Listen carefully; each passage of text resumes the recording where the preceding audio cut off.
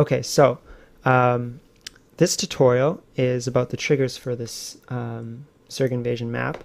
So I'm going to go to the trigger editor, and the first thing I'm going to do that's in my notes here is we already did these in the part 1. So what I'm going to do now is set the difficulty based on the amount of players. And the way you can kind of do this is player set modify player property. So difficulty is player 6, which is the Zerg. You want to set their handicap. I don't know, you can set to, so 100%. Why don't we do a math thing, arithmetic. 100, which 100% would be regular life, so the Zerglings would have 10 HP, like I set them in the data editor, times the I don't know, count the number of players in allies of player 1. So this will be 200% if there's 2 players, I believe, and 300%, etc. for 3 players. And I believe this works, but as we all know, we can't test with multiple players right now. So we will find out, but I'm pretty sure it works. And let's copy paste, and let's do a camera. And let's pan the camera. Pan the camera for player 1 to a position of a unit. And the position of the unit is this one, player 1's HQ, over 0 seconds with 100% velocity and 0% deceleration. So it'll be right at the start, and let's do that for player 2's HQ, so that they'll be right on their building at the start. Player 3's HQ. Okay, and player 4's HQ, there we go, and save.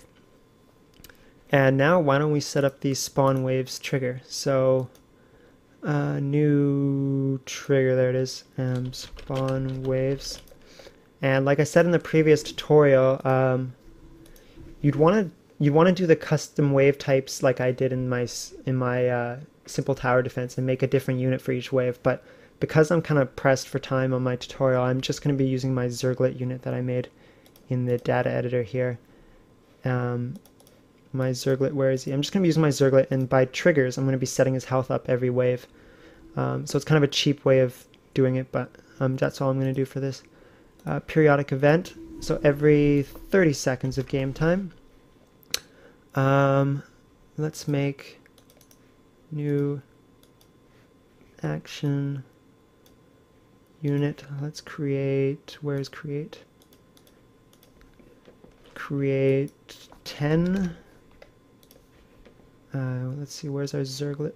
Zerglet will probably be right here somewhere. There's Zerglet. Let's create 10 Zerglet for player 6, our Zerg player, I believe, at center of region. Center of region 1. Remember, we set these regions up earlier. That's fine. And next we want to order these units. Unit group, actually no, I think it's under unit. We want to issue order to unit group, right? I don't know why they don't put it under unit group as well. Order units in where's last created units? There we go. Order all units in last created units to, oops, you want to click on the bracket here to change it from a straight attack to an attack move. Order targeting a point to search for attack. This is attack move, by the way. Oops, attack targeting unit position of units. So they're going to attack move to the position of our human base. So they're going to attack any of your Marines on the way, and if they kill all your Marines, they're going to go for this. That's how it'll work, and I'm pretty sure there will be no bugs with this, but you never know. This is how it would work in Warcraft 3, so hopefully it'll be the same here. And let's see. And we also, where is this? Oh yeah, I didn't set up the wave number yet, so that's what I was going to do. New variable current wave number, integer and initially 0. That's perfect. And after we spawn these, we want to add 1 to that variable. So I'm going to use modify. You could go through set, but this just saves time to do modify. Modify variable current wave number plus 1. Good. And save. So this will keep adding. And if you had custom units with your wave types variable, like I did in the simple tower defense, like I mentioned again, you would go through all your units. But instead, we're just going to make Zerglets every time. And the other thing I'm going to do, and this is what I said I'd do, is change their HP. So, and the way to do this actually is I have to go through each unit I just made. So I have to pick each unit in last created units, right? And for each of these units, what I want to do is set their HP based on the current wave. So I'm going to set unit property, set picked unit, max life, where is that? Maximum life, to arithmetic, where's math? Okay, and to unit, where's unit property? There's unit property.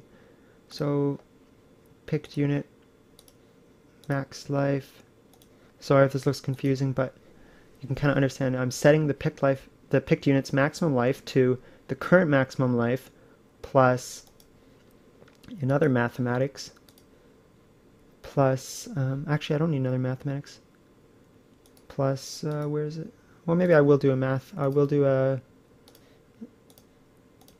2 times the current wave, and the current wave is going to have to be a conversion from an integer to a real, because HPs are decimals and our current wave is not a decimal.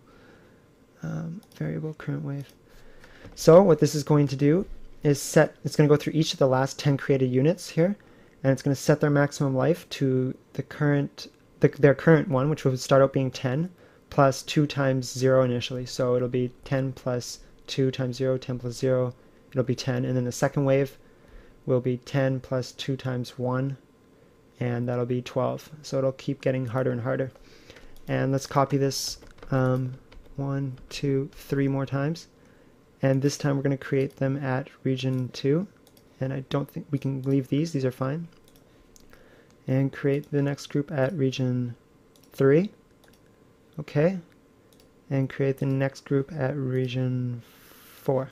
Okay, perfect. So they should all go, and then this wave, current wave number is going to keep going up, and their health will should keep going up.